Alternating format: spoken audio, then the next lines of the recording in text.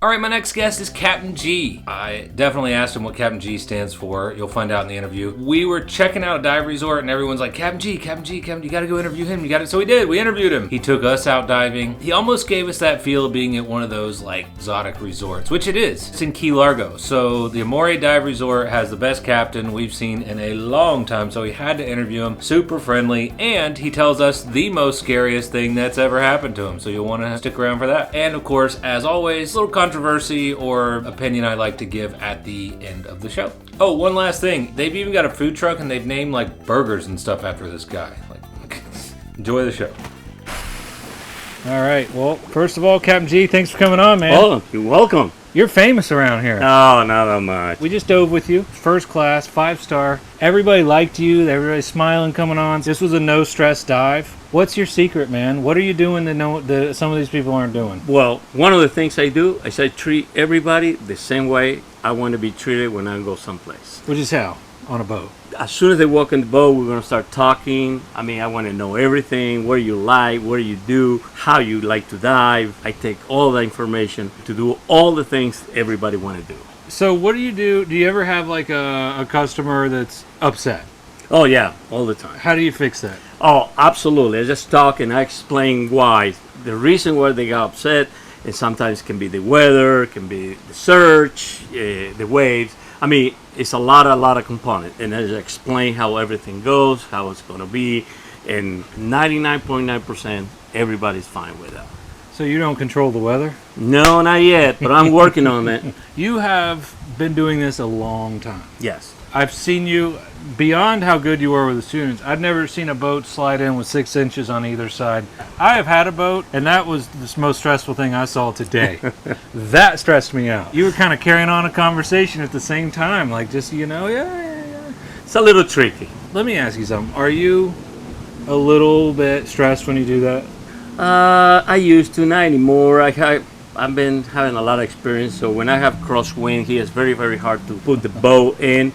Of course, always is a little bit of tension, yeah, but so far so good. Everything's beautiful. Never happened, never an incident, so. You ever see Willy Wonka in the Chocolate Factory, the original? Yeah. Remember when he's on that boat, and they're just going, Boom. Stop the boat. You did it. What's the key? How did you said earlier, we were talking, and you said you enjoyed what you do. Right. We've seen boat captains burn out. Yes. I've personally had a boat. When I used to have a shop, I took people to. It was my favorite boat, and within 2 or 3 years, we had to stop using them. They were just getting mad at everybody all the time. They were cranky. You've been doing this a long time. You're not burnt out. You seem like it's the most exciting thing ever every day. What is the secret? To me, the secret is always try to teach people more stuff. I really enjoy teaching. I really enjoy engage with the people, talking about different things. Sometimes I learn something new. So that is, to me, the secret of everything. So love what you do. Learning, teaching. Sounds to me like what you're saying is you got to stay involved in it. Right. If you just start doing it for a paycheck, you're going to hate it. What's your favorite thing about being a dive boat captain? One thing. Interact with people. The interaction. Social element? Yes. That's why I still dive.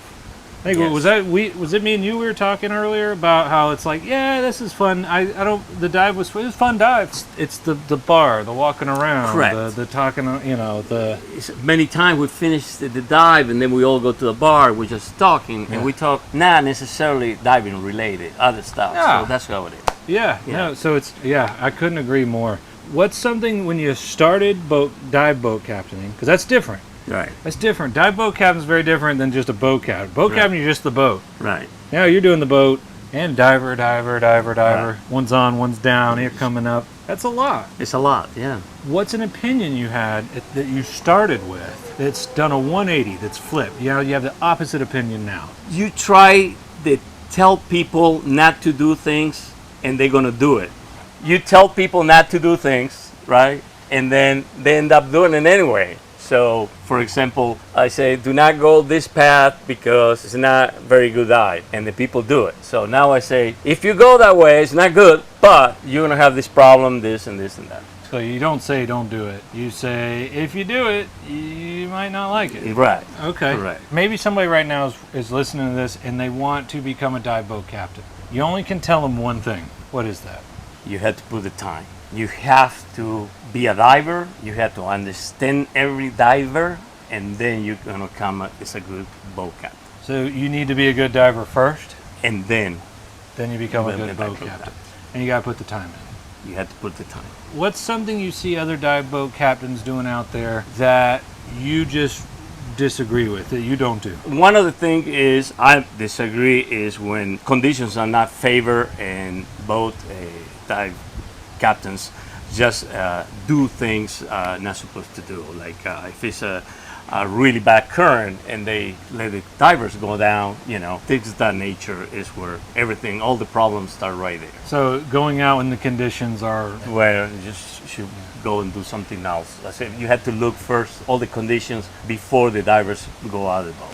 Now, we've seen it. I've been there. You drive 5 hours down to Key Largo. You stay the night. You go find a place. You got all your gear. You got a new dive computer on your way down. You got all the stuff. And then the next morning, you get out here and they go, hey, guys, supposed to be 1 foot seas, no wind. It was windy. And you got to tell them, hey, we can't dive.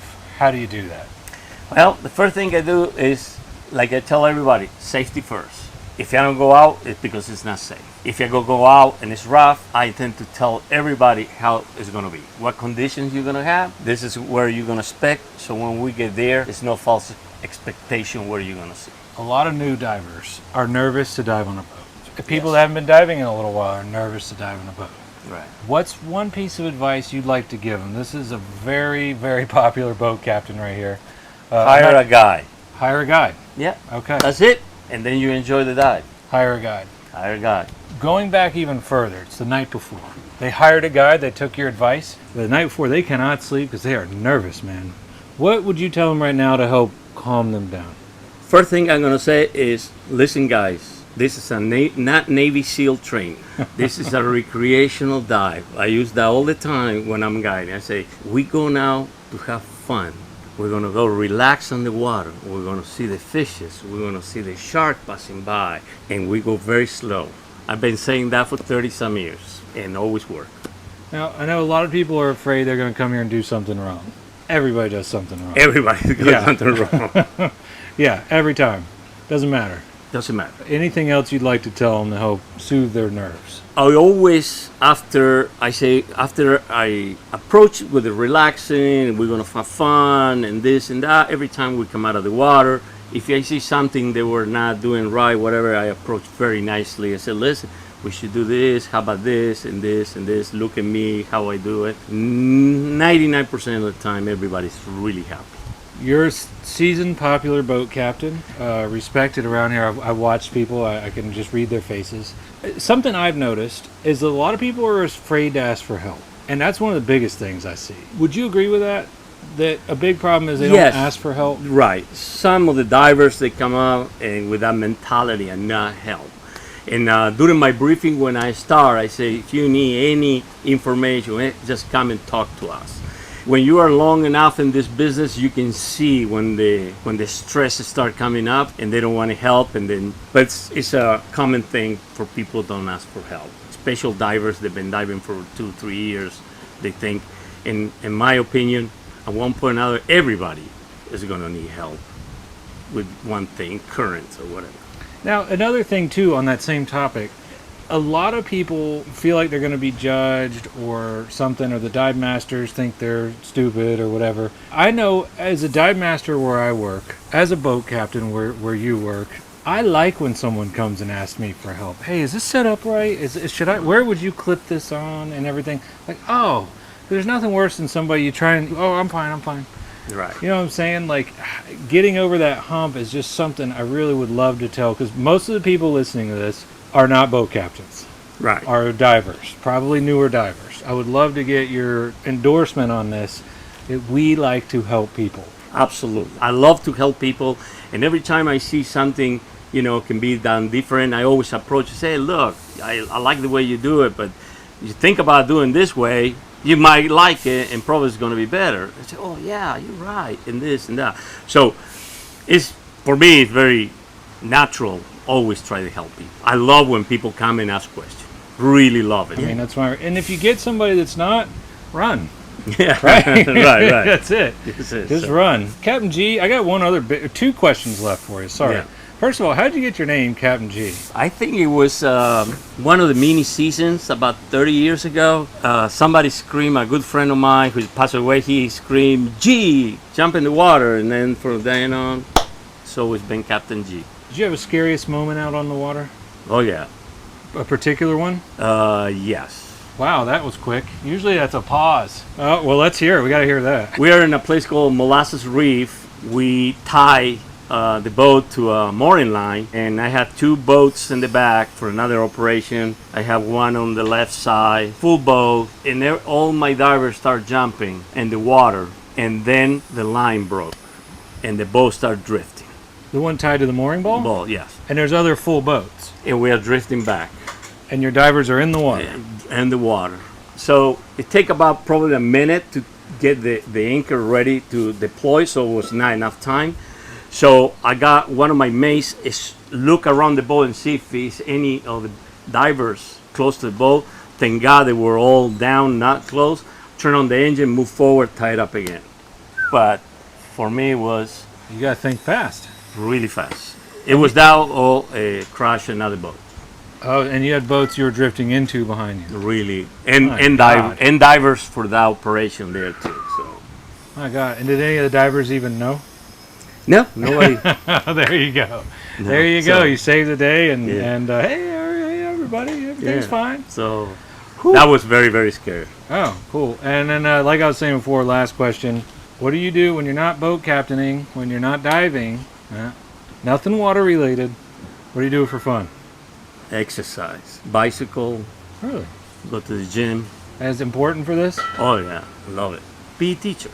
Oh, you're a PE teacher? Yeah, Oh gosh, I didn't even know that. yeah. I'm a PE teacher, so I love sport. So. Well, Captain G, thanks for coming on, Oh, man. thank you. It's a pleasure to have you more. Yeah, Anytime. thanks for diving with us and Okay. or taking us diving and being a boat captain. If the line broke, we didn't know it, so good job. That was fun. We had a good time. We got good video. Just come and dive in the Keys. We're here. We love to have you. Right there. Right there. Amoray Diving. Amoray. Yeah, awesome. Thanks, man. Okay, thank you. My opinion on something that he talked about, I think it goes back to one of the first interviews we ever did with Don Boyer, where if you stop learning, you die. As you can see, he actually takes classes and does things. So I think it's important, no matter how high level you get, there's always another specialty, there's always another class or an adventure you can go on, and I think you should. And that's how you avoid burnout. But every job's gonna feel like a job at some time. I think learning new things and never getting stuck in our ruts. We've seen a lot of that lately with tank turns and masks on foreheads and snorkels. You've seen the posts. It's important, especially in scuba diving. There's a lot of nuance. Most people aren't doing it every single day, all day. There's just so much to learn. It's a constantly evolving sport or hobby. But again, I think learning is the key to burnout. You can do all these other things, but continuing to push yourself is the key. Let me know if you agree or not. That's my take. Hope you enjoyed the interview with Captain G at the Amoray Dive Resort.